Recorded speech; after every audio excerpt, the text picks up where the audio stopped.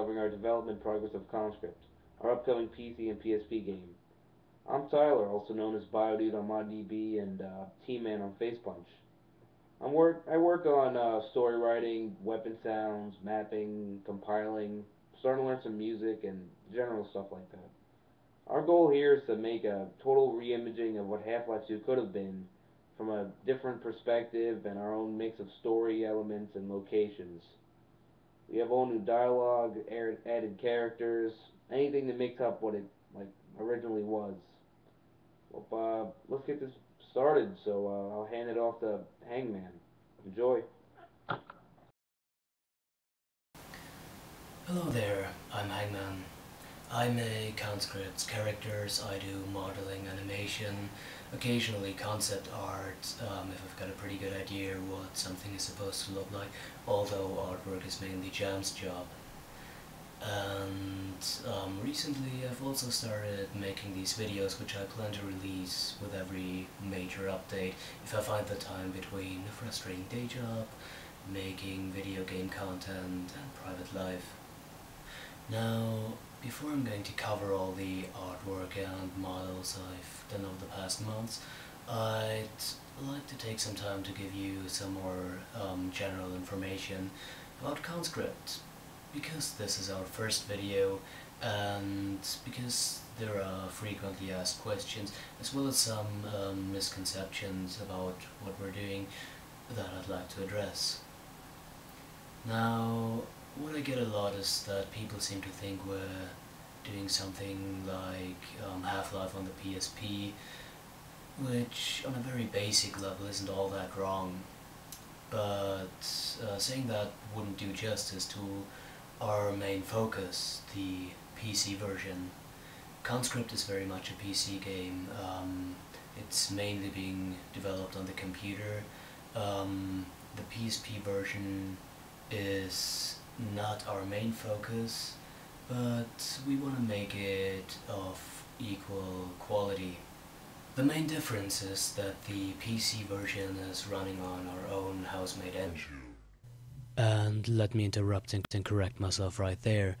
A lot of changes have happened around the mod just before I finished this video.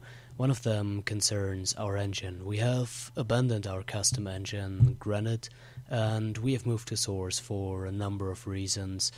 Since this video covers mostly art, design, and general information, this will not really affect any of the topics I'm about to cover. The PSP version runs on the original Quake engine, meaning things like a lower polygon count, lower texture resolutions.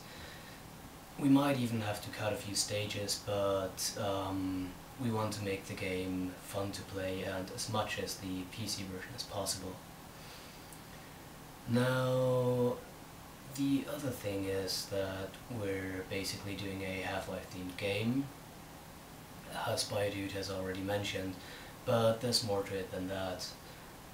Instead of going over all the storyline, art direction, scenario, guidelines we've come up with, I'd simply like to introduce you to a fictional scenario that pretty much applies to every aspect of Conscript. Let's go back in time and imagine that the Half-Life 2 beta leak had never happened, that Valve had all the time and all the resources to finish Half-Life 2 going further in the direction they were originally heading with the beta, in terms of storyline, art design, atmosphere, things like that. So the game would have come out 2003-ish, it would have brought all new technology, it would have been absolutely mind-blowing for its time. And back in the day, the idea of having episodic sequels might not have been as popular as it was by the time episode 1 and 2 were released. So instead what we might have gotten were traditional add-ons in the style of Opposing Force or Blue Shift. Now, Conscript is basically what such a fictional add-on for this beta-ish 2003 Half-Life 2 would have looked like. So here's what you can expect. Slight variations in storyline, concerning certain key elements that I will cover in another video where I will talk about the story in depth. The atmosphere will also be slightly different. It will be a tad darker, both visually and thematically, and there will be a lot of beta content. You might have already seen the cremator enemy or his emulator gun, stuff like that. We're not simply ripping beta models, we're remaking all of them, sometimes even making our own interpretations of beta concepts, as you will see later in the video.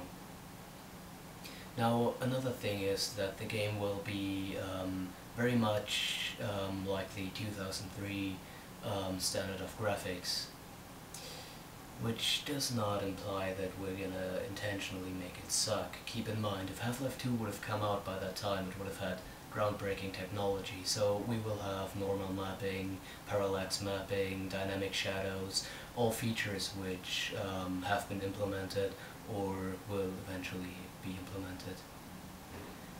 Now, this is pretty much what you can expect from Conscript. Stay tuned, I will show you some of my progress that I've made over the past months now. Now, to start this off, I'd like to show you some of my concepts. This first one you may have already seen on ModDB. It is the Stalker enemy's redesign. Now, this one actually has a lot of elements that I've taken from an old sketch of mine I found in a school book. I've kept certain elements that I really liked, such as the severed lower jaw, which bears a kind of resemblance to an insect's pincers. The faceplate is also different, as unlike the retail stalker, where it's just a thing to shield the face, here it is suggested that the underlying face is actually hollowed out. So it has a bit more gruesome detail. Although this concept is a lot less graphic, a lot less explicit than the original Beta Stalker that had strong red, brownish tones you would associate with blood and gore. It even had certain bondage elements, which is not much like the Combine, who are very surgically clean about what they're doing. They have very dominant cold colors or desaturated warm colors, gray tones. They're not like, for example, the Strogg from Quake, who have just blood and gore all over the place. So I thought this redesign would fit in better with the overall Combine design. The body itself also looks a bit different. I've kept some more pronounced muscles in certain areas where the Stalker might need them, so he looks more capable of inflicting harm on the player, which he will certainly do in the game. Furthermore, I wanted to leave some kind of doubt about this person's former gender, hence the big scars running across the chest and groin area. The rest of the body looks like it had been drained of all fluids and all the quote-unquote unnecessary organs have been removed, and that's what the Stalker is all about. It's a stripped-down human body that is used for slave-like labor. You may have already noticed that this design bears a strong resemblance to the retail Stalker.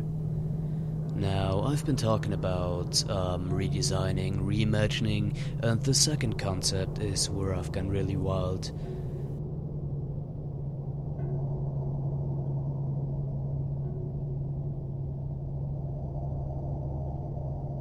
You can clearly see that it's much more graphic. The human facial features are still very much present, and the clash of organic and machine parts is much more obvious, much more graphic, and hopefully much more disturbing.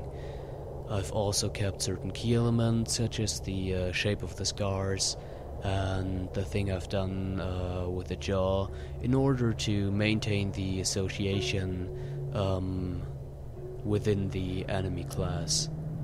Now, I can't really talk about how this is going to be applied in the game, but you will get a chance to experience it soon enough.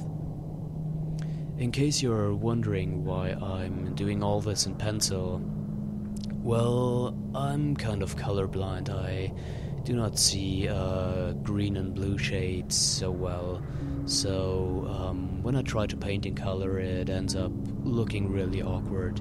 So I really just try to stick to pencil, and this is also the reason why I don't texture my own models. And now for the stars of our show, so to say, the conscripts themselves. This was my main assignment over the past months, and it took me quite some time to complete, partially due to, as I've mentioned earlier, me working in a day job, not having as much time as I'd like to work on this project, but also due to this being quite a big assignment. Now, the conscripts are a pretty major NPC class. You're going to be seeing them often, and you're going to be seeing them in groups. So it was important to us to give them some visual variety, so you won't see the same guy over and over again. That's why we came up with a body group system. Giving a model body groups basically means that it has interchangeable parts, so we can create some different versions of basically the same character. When I start working on such an assignment, the first thing that happens is that I receive concept art from JaAm. Now, this is very important as this concept will serve as my guideline for every further step. After that, I search the internet and my memory for pieces of military equipment that match those I see in the artwork. I try to get good reference pictures and make my own little sketches and drawings of certain details I need to get down, just things that are interesting for the modeling process. And this is the point when I start modeling. I try to maintain a all quadrangle mesh, so there's a good basis for subdivision and high poly sculpting, because as I've mentioned earlier, later on there will be normal maps. I will bake them from high poly meshes so that we've got best possible quality. And then after hours and hours of modeling, I finally had all the pieces done and optimized. Now, our conscript model is made out of several parts. We've got the arms, legs, head, torso, which are the basic body groups, but the head has some special groups for pieces of equipment, helmets, whatnot. Currently, there are 2 versions of the legs, 4 versions of the torso,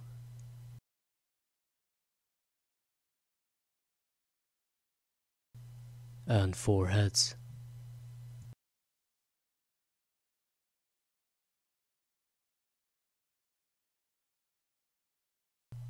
In order to achieve a good amount of variety with our system, I carefully chose items for the face that each cover several facial features, so that switching one single item on or off can completely change the characteristics, the outline, the proportions of the face, thus give it a completely different general impression.